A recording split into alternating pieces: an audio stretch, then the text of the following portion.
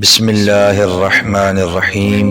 السلام علیکم۔ حضور صلی اللہ علیہ وآلہ وسلم جب معراج سے واپس آئے، دوسرے روز گھر سے باہر نکلے تو کیا دیکھتے ہیں، ایک لونڈی نے اپنے پشت پر آٹے کا تھیلا رکھا ہوا ہے اور وہ رو رہی ہے۔ آپ نے پوچھا، اے لونڈی تو کیوں روتی ہے؟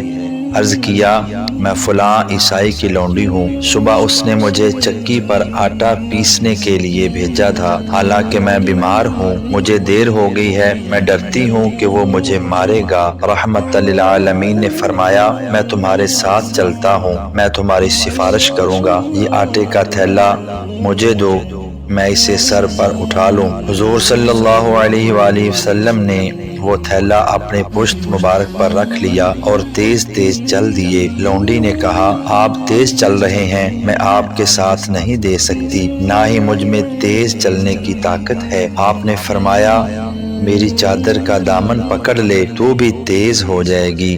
جب عیسائی کے مکان پر پہنچے تو سید عالم صلی اللہ علیہ وآلہ وسلم نے دروازہ کھٹکھٹایا۔ نصرانی باہر آیا۔ جب اس کی نگاہ سرکار دو جہاں صلی اللہ علیہ وآلہ وسلم پر پڑی، اس نے کہا، اے محمد، میں نے کبھی بھی آپ کو اس محلہ میں نہیں دیکھا، آپ اس جگہ کیسے تشریف لائے؟ آپ نے فرمایا، میں سفارش کرنے آیا ہوں، اور لونڈی کا سارا واقعہ بیان کر دیا۔ اس نصرانی نے کہا، اے محمد صلی اللہ علیہ وآلہ وسلم، کیا رات آپ کو معراج ہوا ہے؟ فرمایا، ہاں۔ نصرانی کہنے لگا، ذرا ٹھہریے۔